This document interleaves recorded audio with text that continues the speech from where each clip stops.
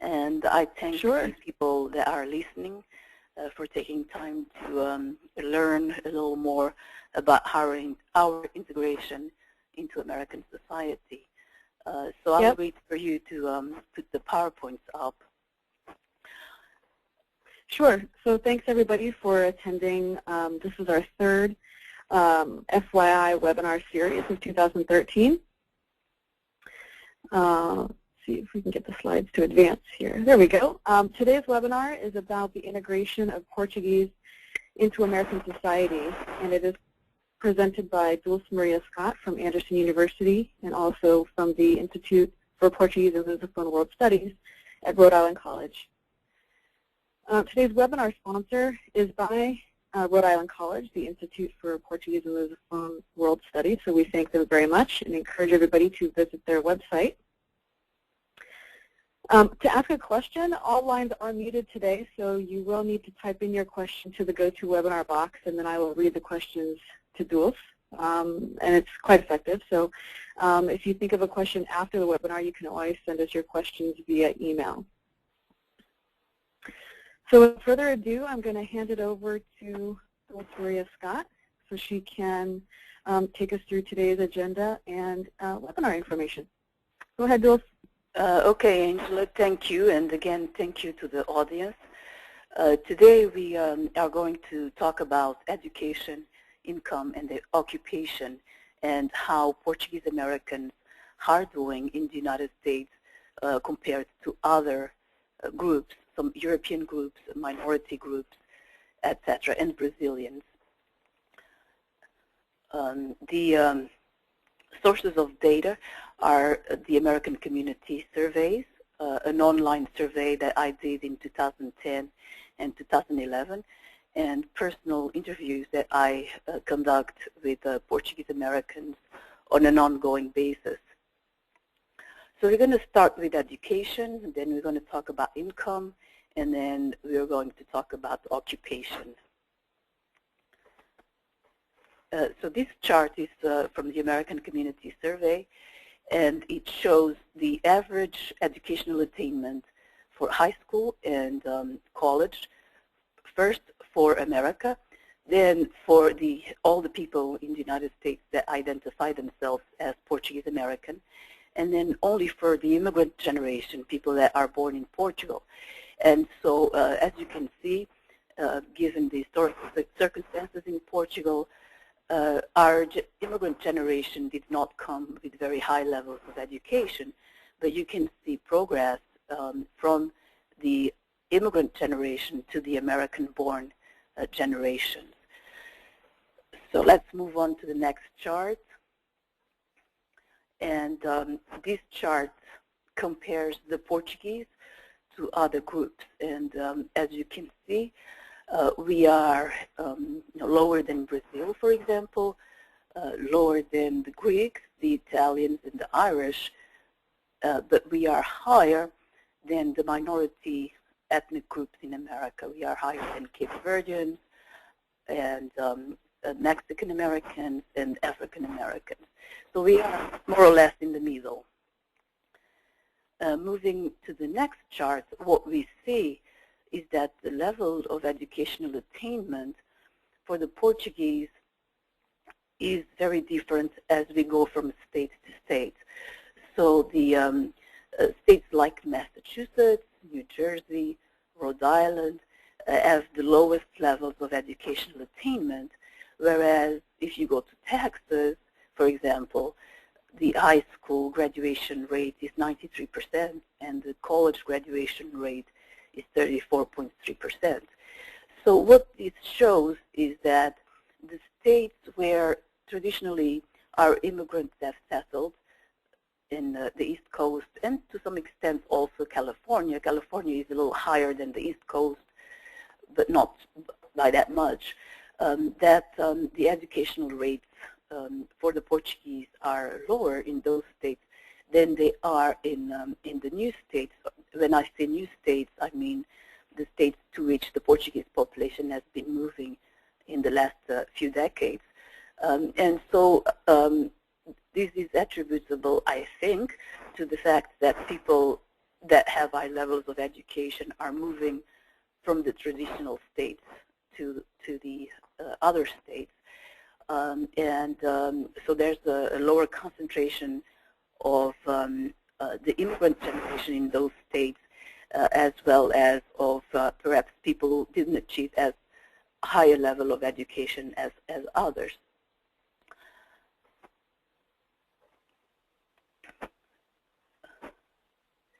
I lost the, okay, here. I am orienting myself here on the slides. Okay, here we go. From the survey that I did in 2010 and 2011, what we have here is, the people that responded to my survey, they were generally highly educated people. The graduation rates by generation from the 1.5 to the 4th and beyond are quite high.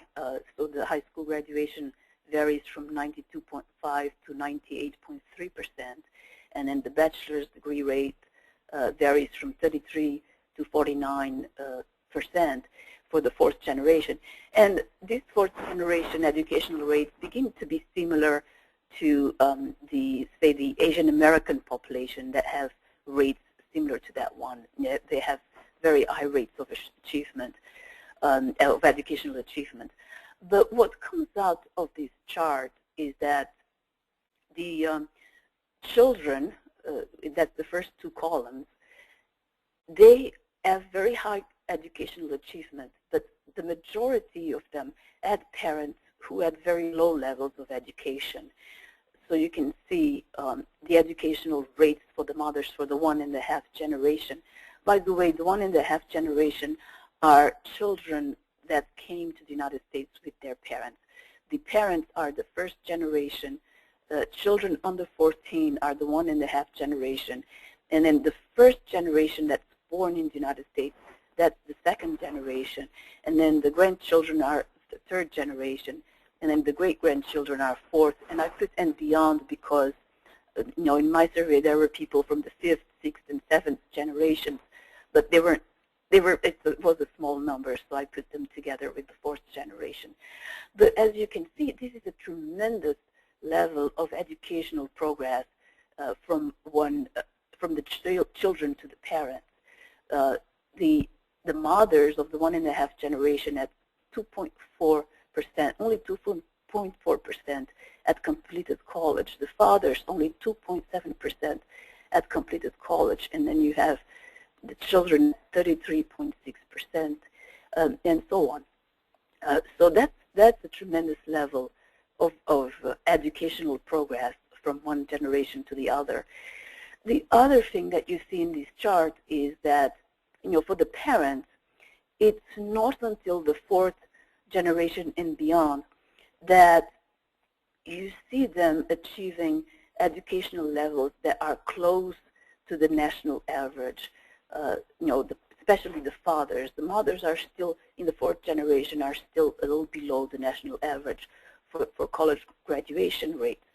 But there's a lot of talk about the Portuguese not promoting education and so on. But this is normal for groups that came from Europe, that came from the countryside with low levels of education. This happened this way for the Italians and for other European groups that came to the United States without very high levels of education. It took them 3 to 4 generations to really catch up in education. So we can see all of these things from these charts. Let me move on to the next one. Dulce, I just have one quick question to clarify on this slide. So for example, like I fall into the 3rd generation, and that means that aren't you 4th? Well, go ahead, explain. Yeah. So that means that when the education, my mother and my father, that means that they were born here as well and went to college or had a high school. Were they the 1st generation that was born here? No, they were the 2nd. 2nd generation. So they would be 3rd on this chart. Okay, so then I'm fourth. Got it. Okay. Yeah. So it's just, fourth. Yeah. that means, okay. So I just wanted to clarify that the parents, as we move down the chart, the parents are also born here in the United States. Yes. Yes. Okay. So for the fourth generation, the grandparents are already born here in the United States. Got it. Yeah. Got it. Okay. Yes, I have to say that my survey did not include the immigrant generation, so there's no first generation in my survey. And the reason I did that was the questions did not be appropriate for the immigrant generation because they were directed at people growing up in the United States. So from some of my interviews, I was also trying to capture people's attitudes towards education. And so I interviewed someone that was the grandchild of immigrants that had come to the United States at the turn of the 20th century. And so he was telling me this story that his father wanted to stay in school and play football, and he made the football team. But when he went home very excited to tell his father about being recruited to the football team, the man couldn't really grasp the meaning of it, and he just said, okay, you can play football, but you have to be at home by 3 to milk the cows. And then he tried to explain to his father that you can come go to practice and come home to milk the cows at 3 o'clock, but the father just kept saying, as long as you're home until you at 3 o'clock to milk the cows. So his father then was so disappointed that he just quit school. And then another person that I interviewed who has a very, very high level of educational achievement, that his relatives used to make fun of him because, rather than finding a wife and settling down, he was pursuing education. But then as we move on, one of the things that that I found is also that children that were coming here after the 1960s, they often found schools that were not prepared to receive them. And this man that gave me this interview in Rhode Island is a very successful man today. But when he came to the United States, he was put in the back of the room with crayons, and he said the other kids were upset because while they were doing math and reading and writing, the Portuguese kids were stuck in the back doing coloring, and the other kids also wanted to be coloring, and so they were subjected to a lot of prejudice and taunting from the other kids. And I got this story from several other 1.5 generation people that came here when they were children, how they were really mistreated in schools, especially by other children, and how painful that was for them. Hi, but Dulce, I'm just going to interrupt you real quick. We're getting some feedback that the audio, I don't know if it's your phone, it's a little bit muffled. So I don't know if it's sometimes technology, you move around and it muffles. So just so you're aware that it's a little staticky. Okay, so that I should just keep my head very steady. Well, I'm still here in static. Okay, then what I get from more younger people now that were born here and are like in their late 20s is that their parents really encouraged education, but because the parents themselves hadn't gone to school in the United States, they really didn't know how to help their children make it through the school system in the United States. So they could only go so far in terms of helping them with homework, or they didn't know how to go and talk with the teachers and defend their children, orient them.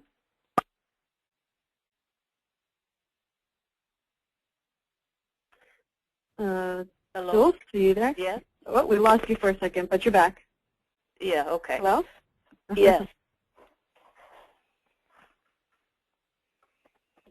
Yes, what happened was I was getting another call.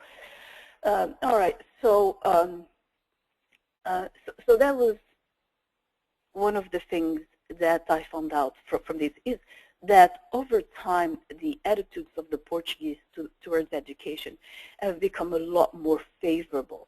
That is, people understand that you need education to make it in this society. But what happens is that some of the parents may not know what to do to help their children through the educational system, or they themselves may not have enough preparation to help their children with homework and so on. And that can be detrimental. But overall, I think the attitudes of the Portuguese towards education are that they do understand that there is a need to have an education in this society in order to really make it, especially today when there are no longer factory jobs that pay steady incomes. And that was from the survey. That was everyone that answered the survey. Almost everyone basically agreed that getting an education was very important in American society. So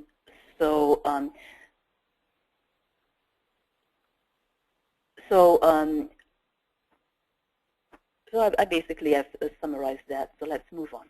Now let's move to income. So we have made progress educationally.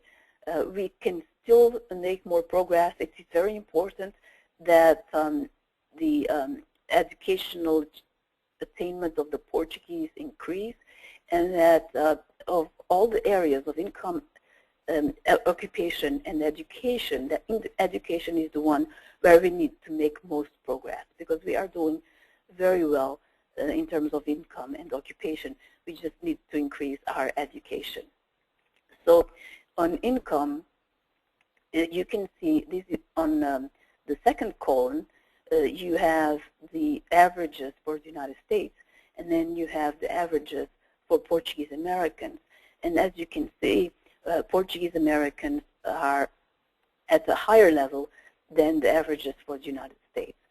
So the median household income, for example, is just over 51,000 for on average for Americans, and it is 59.587 for the Portuguese. And our family income is also much higher, considerably higher than the average for American society. But the other thing is the health insurance coverage. As you can see, the Portuguese have a considerably high rate of private health insurance coverage, higher than for the American average. And what this means is that we are in occupations that are stable, in stable areas of employment that provide insurance. As you know, a lot of jobs in the lower service sectors do not provide medical insurance. So this is good that we are 72.9% of those that are working in jobs that provide insurance, which means they are in a stable area of the economy. And then we have our poverty rates. We are below the national average. And in the next slide, we I compare our rates with the rates for the comparable groups. And as you can see, we are higher than Brazilians. And remember, Brazilians have a higher level of education than we do, but we have a higher level of income than they do. We are higher than the Cape Verdeans. So in some of these income categories, like in the mean for those with earnings, the Portuguese are basically at the same level as the Irish, and so are our poverty rates. So in terms of income, we are doing as well on average as the Irish are, for example, and they are an older immigrant group to the United States than we are, and we are doing way better than the minority racial groups in the United States, like Mexican Americans and African Americans, and even Cape Verdeans. So, moving on, for the people in my survey, a very large percentage of them had incomes higher than those of their parents, which again means, progress in terms from one generation to the other. We saw that the progress in education was very substantial, but the progress in income is also visible here in this slide. But that's for those who took my survey. It's not representative of the entire Portuguese population. So my conclusion is that we have reached parity with other European ancestry groups in terms of income, although not in terms of education, and that we are in mostly stable blue-collar and white-collar sectors of the economy, and as well as self-employment. So we have situations, and I've run in my interviews into several young people that although they may not have finished high school, or maybe they finished high school and they didn't go to college, they started businesses or they pursued other occupations that made them be very successful in terms of income, even though they did not have college. So, integration into American society normally is done either through education or through starting businesses. And I think there's a lot of people among us that, although they did not have high levels of education, started businesses and became very successful in terms of income. Wait a minute, I got off the slide. Okay, so now let's look at occupation. And I'm going to start with a few quotes. I interviewed someone who was in his 80s, and he was a descendant from 19th century immigrants. And when he was describing to me the working conditions and how it was, the levels of prejudice that he faced when he was growing up here in the United States, I told them, I said, well, then the Portuguese were at the bottom of the pyramid, and I meant the occupational pyramid. And so he turned to me and he said, oh, no, we were not at the bottom of the occupational pyramid. We were in the pit. We were even below that. We were in the pit. He was one of the first Portuguese people that was able to break into becoming a lace weaver. And that was considered a high-skilled job. And so the Portuguese were initially barred from these higher skilled jobs in the factories. And he was one of the first persons to be able to break into lace weaving, a more skilled blue-collar job in the factories in West Warwick. But other people, then younger people, as I interviewed them, you begin to see that the Portuguese then began with the subsequent generations, began to make progress. So that, we began to be school teachers. And, this person also told me back then, if you went to a hospital, the Portuguese, you'd just be cleaning the floors. Nowadays, you still have Portuguese cleaning the floors, but you also have a lot of nurses and doctors who are Portuguese. So that there's this progress from working class jobs within the immigrant generation to white-collar middle class jobs within the generations that are born in the United States. And so as people become more affluent in terms of income, then they leave the Portuguese neighborhoods and they move to the suburban, more affluent areas. Generally, they do that.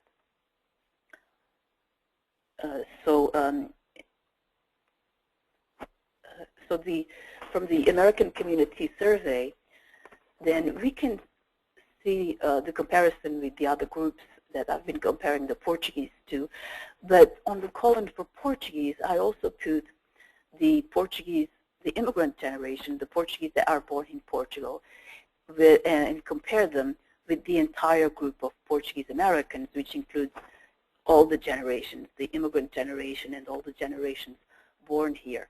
And first, let's compare the Portuguese the Portuguese ancestry with the Portuguese immigrant.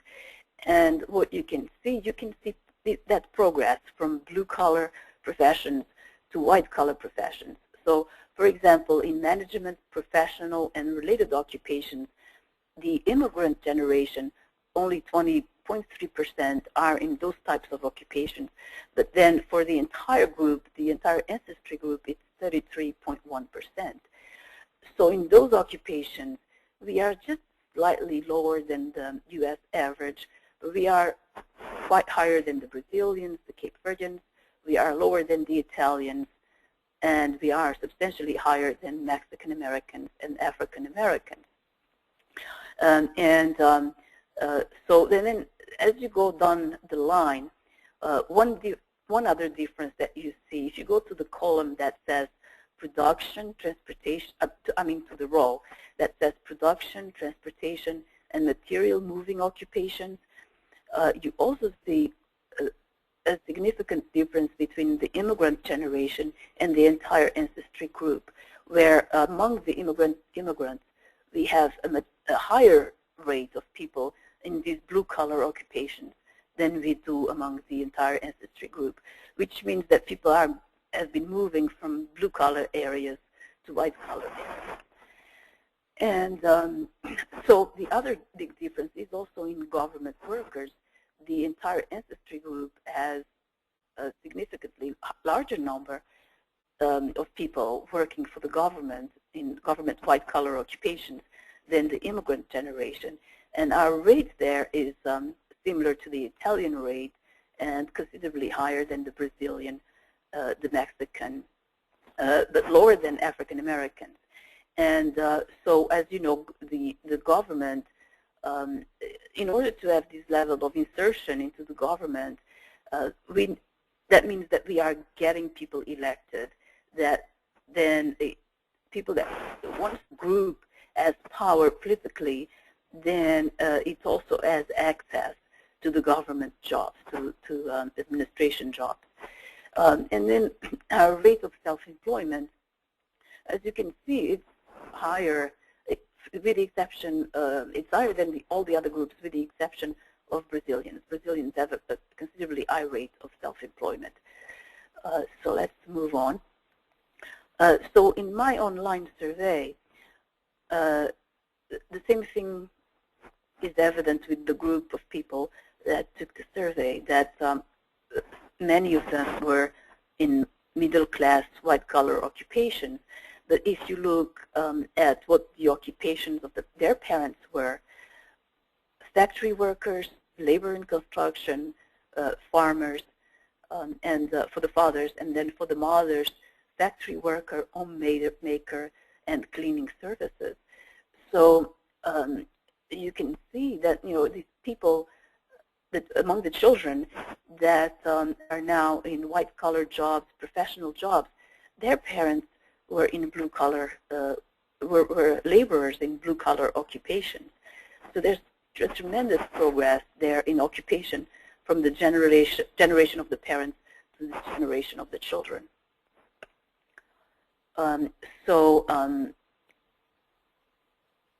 Although we've made great strides into middle-class white-collar positions, we are still somewhat below other European ancestry groups in management and professional occupations, and the comparisons between the ancestry group and those born in Portugal show that there has been a movement away from manual occupations towards white-collar occupations. Angela, you asked me to end with some recommendations for social action, and so I think we are doing well in terms of income and in terms of occupation, but we came to this country at a time when it was still in an industrial phase, so people could come and get fairly stable jobs even if they did not have high levels of education. This generally is not the case in America anymore. I think people can still do very well in America, by starting businesses and other activities, even if they don't have an education. But in an economy that's becoming increasingly post-industrial, the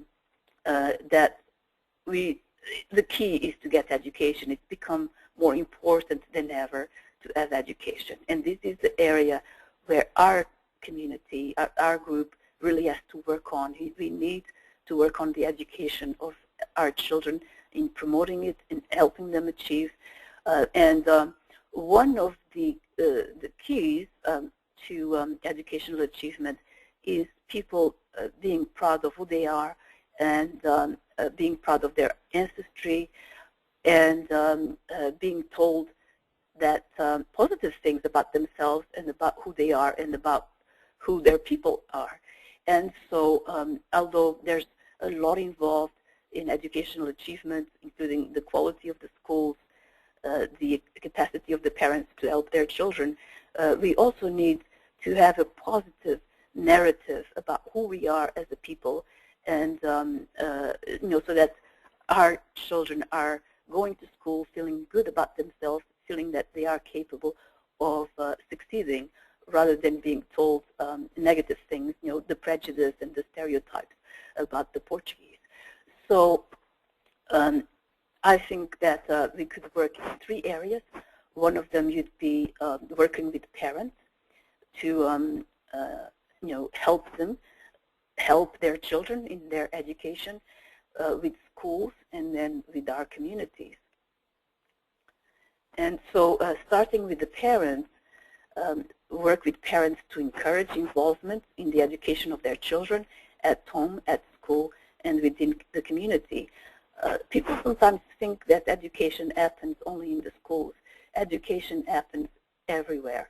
And sometimes parents do not realize how much they can contribute to their children's education. For example, take a child to a museum, take a child to the symphony. These are things that parents can do to help their children's education along. So basically, there are, for example, agencies. They could work with parents and even have own visitations to help parents who are not prepared to do these things, to help them work with their children, help them learn how to help their children do homework, help their children go through the school, navigate the school environment.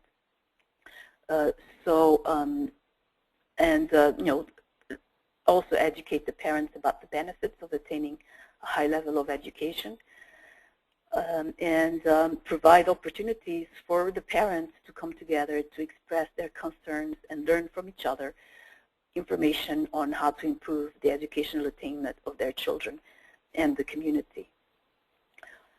Now moving on to recommendations for the schools. These recommendations are coming from things that I have learned by interviewing people, by reading about this topic.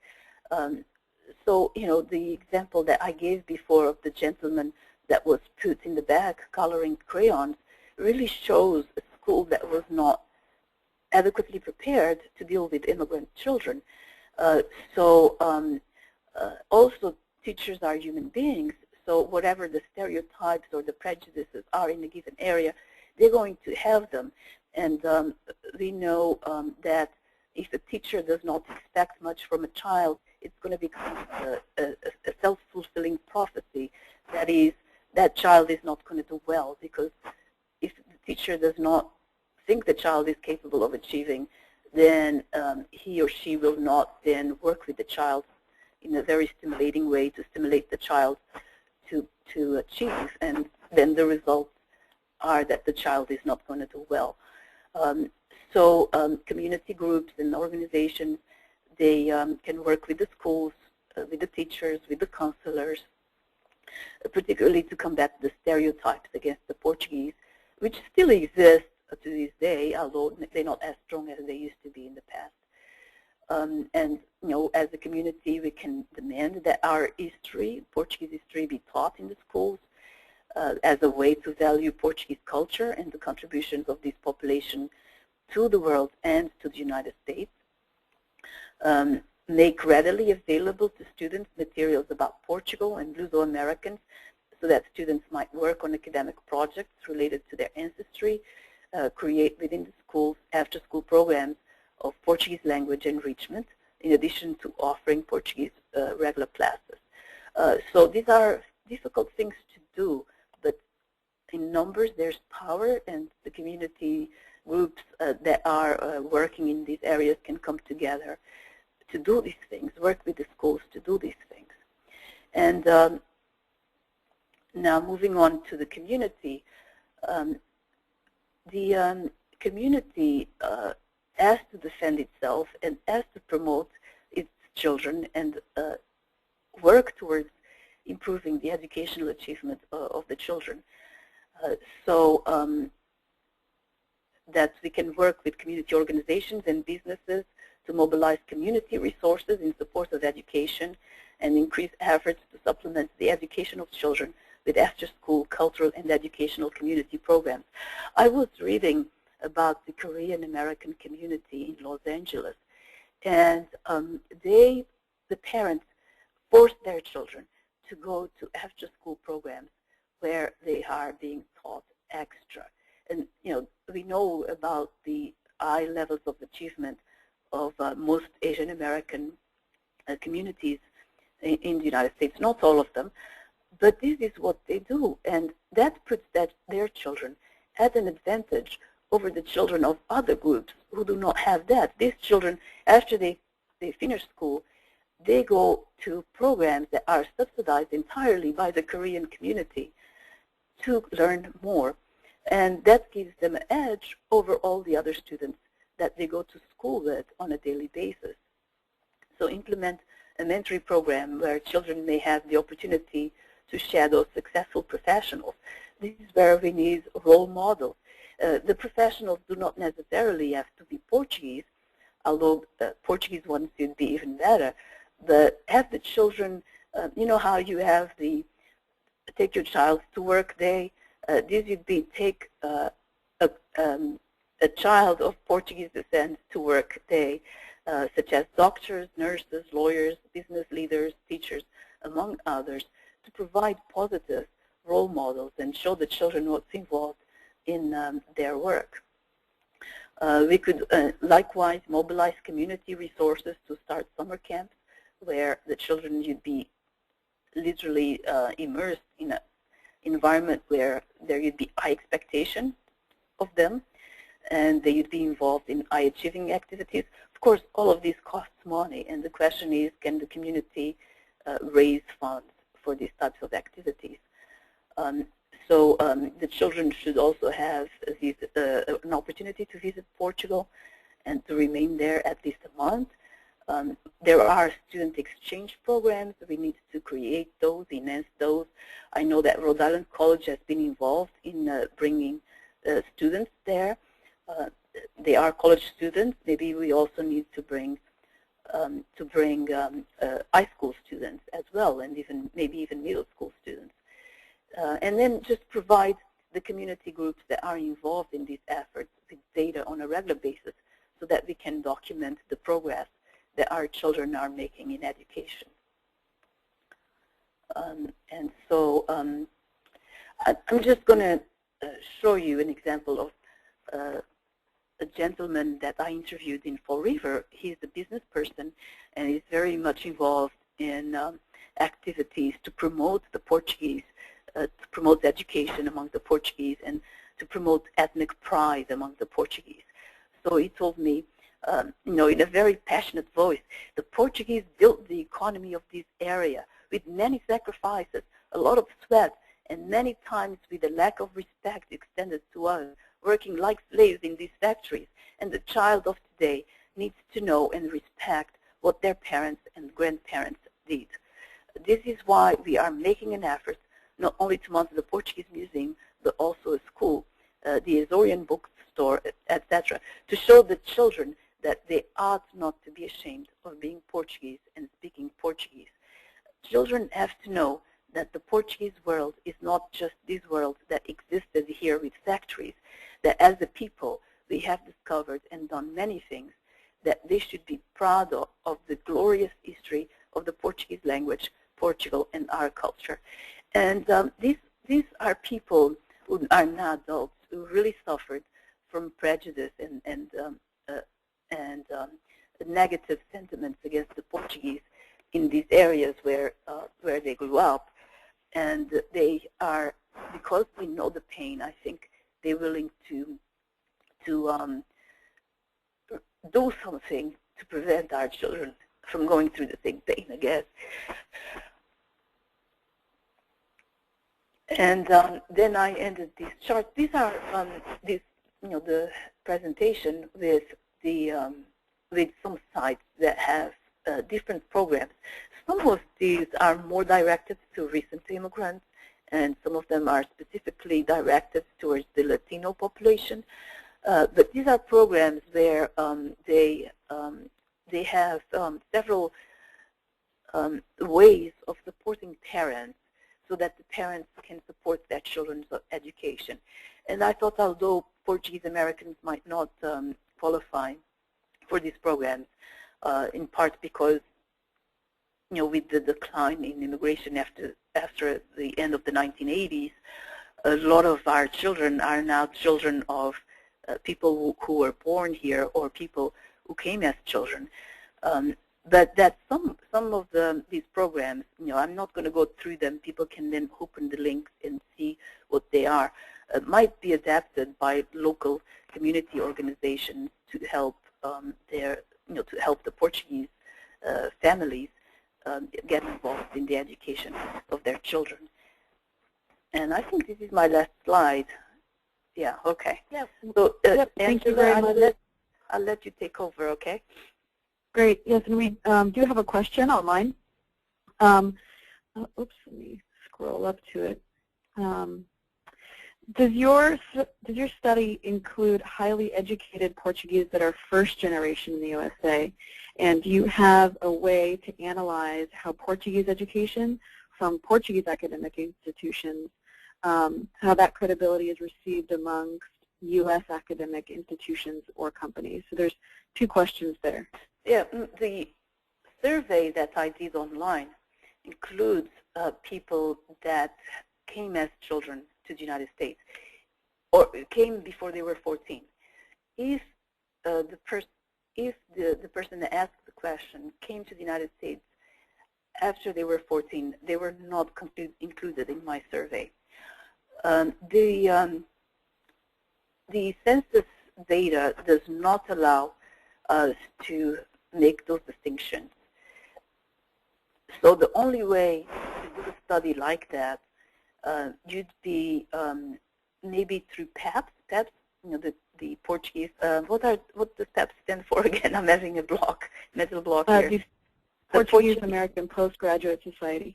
Yeah, maybe a survey through the Portuguese-American Postgraduate Society might get at that population. So the person is asking about Portuguese people that were educated in Portugal and then came to work in the United States as adults, right? Is that the population? Yes. That person? Yeah. Yes. Yeah. Mm-hmm. So my data did not include them. On the survey that I did, and then on the census data, there's no way to discern, to isolate them, study them individually. Yeah. And sort of an extension of that question, do you have any plans to continue this study over the course of, many years to track the progress of the Portuguese community, or was this just sort of a one-time thing? Well, I can return to it. Well, we can, on the census, on the American Community Survey data that's done every year, we could track it that way. But to do the kind of study that I did, it takes a lot of time, and so I might come back to it. I hope that I can. Right now, I've been involved in other things. I'm doing a study on the political integration of Portuguese-Americans, and this was a study that was started by the at Rhode Island College by Marie Fraley at the Institute for Lusophone, for Portuguese and Lusophone World Studies, and I've been concentrating on that study because it's also important to study our integration into politics, but it might be something that I might come back to in the future. Yeah, and hopefully someone else will take it up and also study it. Yeah, I think it's definitely a subject worth following over a long period of time. It is. And that was one of the recommendations. That was one of the recommendations that I did, that we need to track the progress to see if the efforts that people are making are producing results. Right. And there was a second part of that question. I don't know if you have any information on how degrees or accreditations from Portuguese educational institutions, like University of Lisbon or other universities in Portugal, how is that received amongst U.S. academic institutions or companies that are hiring people? Do you have any information on that? I do not have general information about that. I have someone in my family that came to the United States and within 5 months was teaching in a high school over here, and he came with a degree in the sciences, in physics and math, and he went immediately. I mean, he didn't have to, how you have to have an education degree here, and you have to have practicums to teach here in the United States. Well, my nephew, he came to the United States. He did not. He's working now in a high school as a high school teacher, teaching math. So they didn't ask him to take an education courses here. But I also think that this varies from state to state, that different states will have different requirements. My nephew is in Florida, and so they took him, they accepted all of these credentials from Portugal. That's great news. That's congratulations to your nephew. Yeah, but I think this varies from state to state. I'm not certain about that. Right. We have another question here that it's both a comment and a question. The comment is generally about how some of the generations nowadays of Portuguese-Americans, they aren't necessarily ashamed of their culture, but they're not necessarily proud either, so they're not bringing the Portuguese elements into the home for the children. And so, if they are not proud and incorporating Portuguese culture into their daily lives, then how can we expect them to pass it on to their children? And so there's a recommendation or an idea that, perhaps we create some sort of literature to send to the homes that talk about the importance of bringing Portuguese culture into the educational realm, right, and making it part of the child's education. So how would we do that? Should we go through media? Should we do some sort of direct target mailing? What would be your thoughts on how we could try to encourage more Portuguese-Americans to bring more elements of the culture into the home as part of the education process? Yeah. Well, we need to also work with the schools on that and make them teach Portuguese culture in a positive way, because in the interviews that I did, the encounter that when people of the 1.5 generation, they had very negative experiences, very painful experiences with the level of prejudice and stereotypes that existed in the schools and how they were subsequently treated by other children. So it is very important that the schools also begin to change how they portray the Portuguese and Portuguese culture. But in terms of the Portuguese, the families, that we need to, as a community, to create the opportunities for the children and for the families to be involved, so that I can take my child to, say, a Native American museum over here, but maybe there's no Portuguese museum to take my child to. So we need to create those resources and the opportunities. And Portuguese culture is not just folklore dancing, although a study that was done in Rhode Island showed that the children that were involved in the dancing and in the bands and these other activities that Portuguese children get involved in through the clubs, that those children were doing better academically than the children that were not involved in those community activities. So we need to create those for the children and the parents to be involved in, positive ones, and go beyond the bands and the folklore to include additional activities.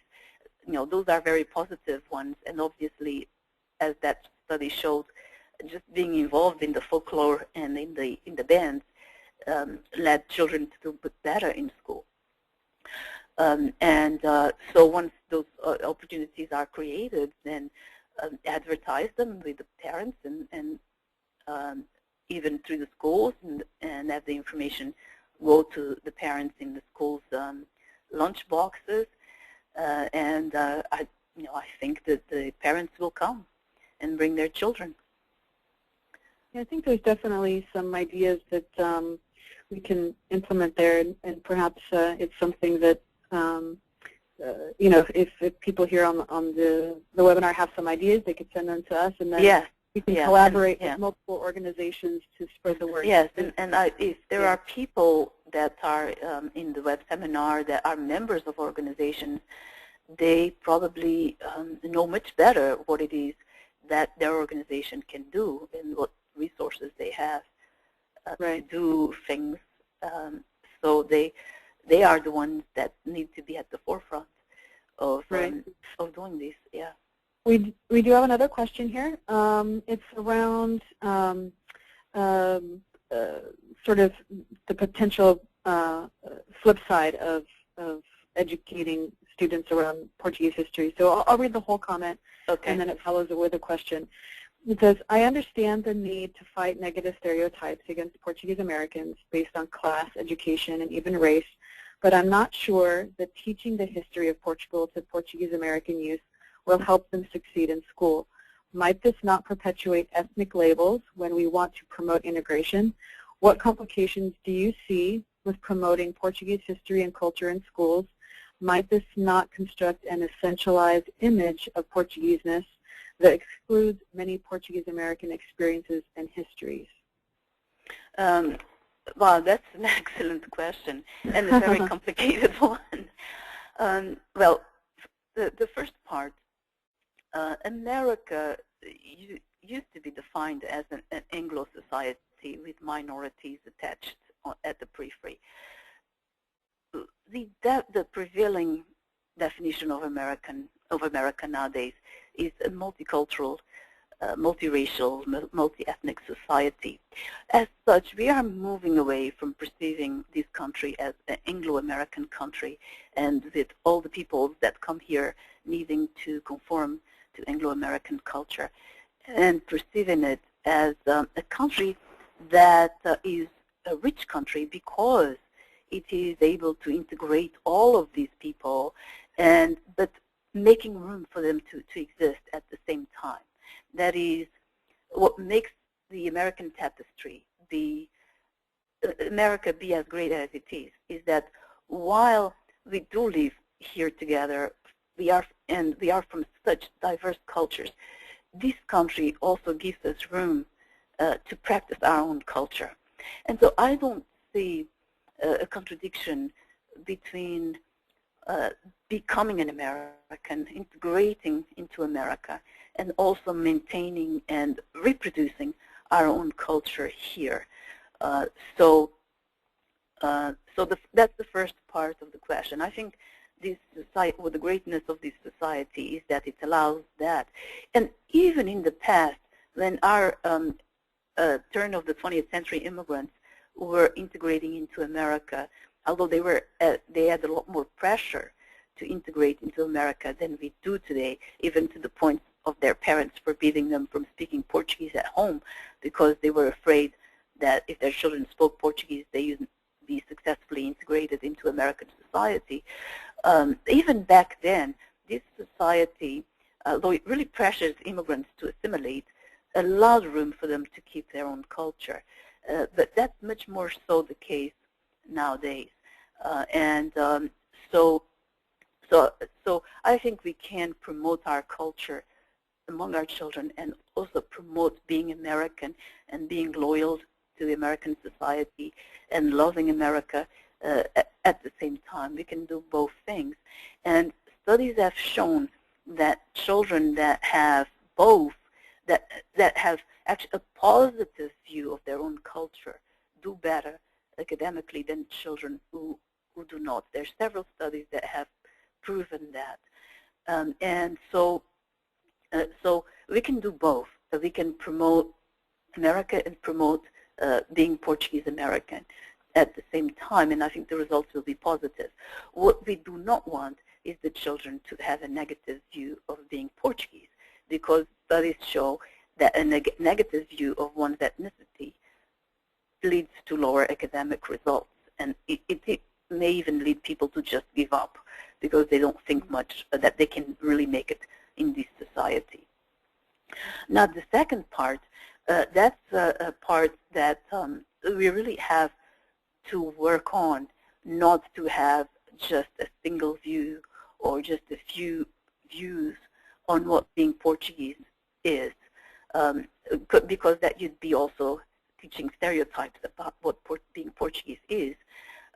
So we need to really work on making sure that that doesn't happen, and that people know that there's no specific way of being Portuguese, that there are a multitude of ways in which you can be Portuguese. And I think that's very, very important to make sure that that doesn't happen, that we don't have a stifling, or what was the term the person used, a cementation, or you know, I'd have to pull up the question again. Yeah. Basically, the person was saying that the danger was that we would have just a few. We'd be teaching our children just a few views on very narrow aspect. And that's very important that we do not do that. Right. So we're at time. Those are some great questions, and thank you very much, Dulce, for the presentation, and also the very insightful, analysis and answers. I think it's definitely something that we should continue to monitor over time, and so perhaps we can have a follow-up webinar, sometime in the future to address more questions and any progress that we've made. Just very quickly, I want to remind everybody that this presentation will be available on our YouTube channel to view the actual recording, and we've also started to place PDFs of the actual presentation on our Facebook page, so you can always download the actual PowerPoint presentation there. Well, Angela, go ahead. I'm sorry. We do have some upcoming webinars around Portuguese language programs in the United States, and also a study abroad program through Fulbright, and so that will happen in April and in May. So we encourage you all to attend those. I want to thank again the Rhode Island College Institute for Portuguese and Lusophone World Studies at Rhode Island College, and please visit their website. Thank you for sponsoring this webinar, and thank you for attending. And so we hope you all have a wonderful day, and until next time. Thank you. Thank you, and until next time. Thank you. Bye-bye. Bye-bye.